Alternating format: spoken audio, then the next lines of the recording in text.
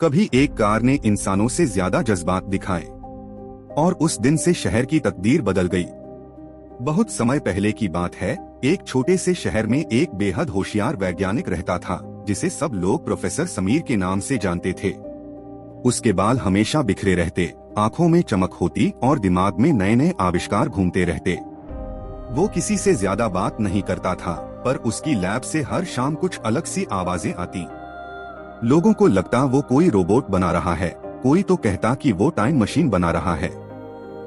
पर सच्चाई ये थी कि वो बना रहा था एक ऐसा वाहन जो दुनिया में कभी किसी ने ना देखा था, एक जिंदा कार। नाम रखा टार्जन। टार्जन सिर्फ एक कार नहीं थी, उसमें दिल था, दिमाग था और एक आजाद आत्मा थी। वो सोच सकती थी, बोल सकती थी और जो चाहे वो कर सकती थी।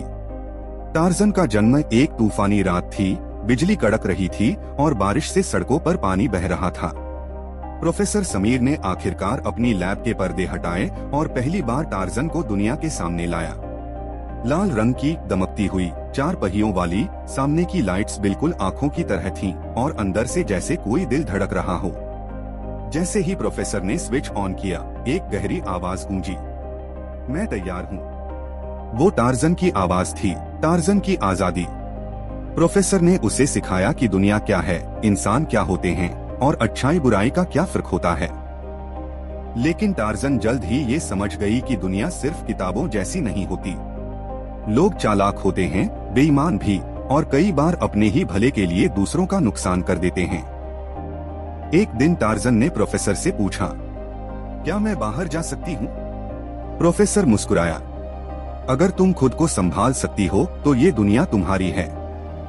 उस दिन टार्जन सड़क पर निकली, तेज हवाओं को चीरती हुई, एक बिजली जैसी गूंज छोड़ती हुई। लोग दंग रह गए, ये कौन सी कार है जो बिना ड्राइवर के चल रही है, जो खुद रास्ता ढूंढ रही है? दुश्मन की नजरें। हर चमकती चीज पर नजर रखने वाला एक लालची उद्योगपति भी था, विक्रम मलिक। वो एक मशहूर गाड़ी कंपनी का मालिक था और टार्जन को देखकर उसकी आंखों में पैसे घूमने लगे। अगर वो टार्जन को पकड़ ले, उसका दिमाग निकाल कर कॉपी कर ले, तो दुनिया की सबसे बड़ी कंपनी बन जाए। उसने अपने आदमी पीछे लगा दिए। टार्जन को समझ में आ गया कि उसके पीछे कोई पड़ा है। लेकिन अब टार्जन डरती नहीं थी।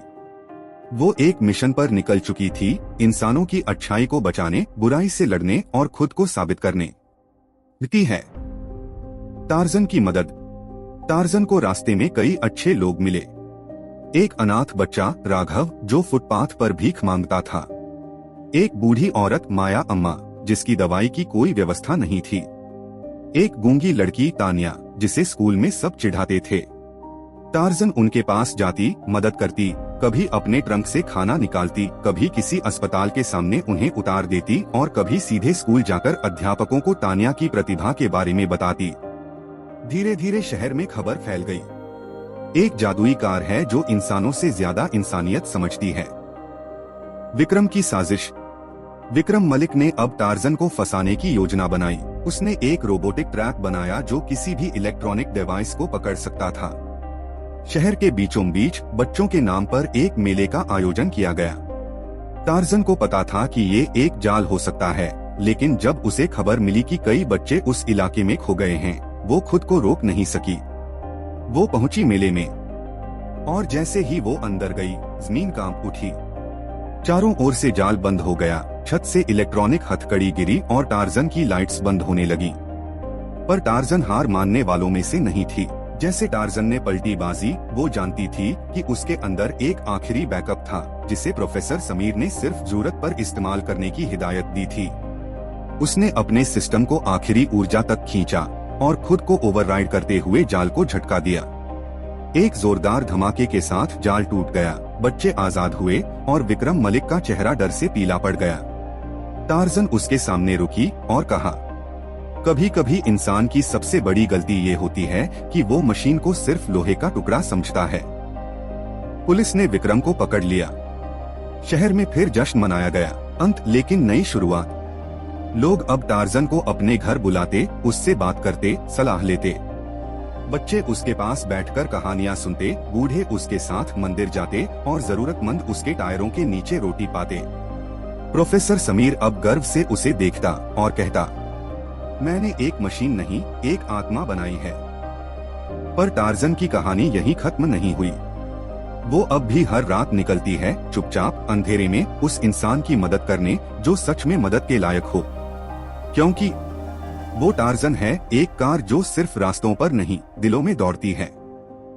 और अब अगर आपको टार्जन की ये कहानी पसंद आई हो तो बस एक काम करें, लाइक करें, सब्सक्राइब करें और नीचे कमेंट में बताएं अगर टार्जन आज आपके पास आती तो आप उससे क्या करवाते। नई कहानियों के लिए जुड़े रहिए, क्योंकि अगली बार शायद टार्जन आपके दरवाजे पर हो।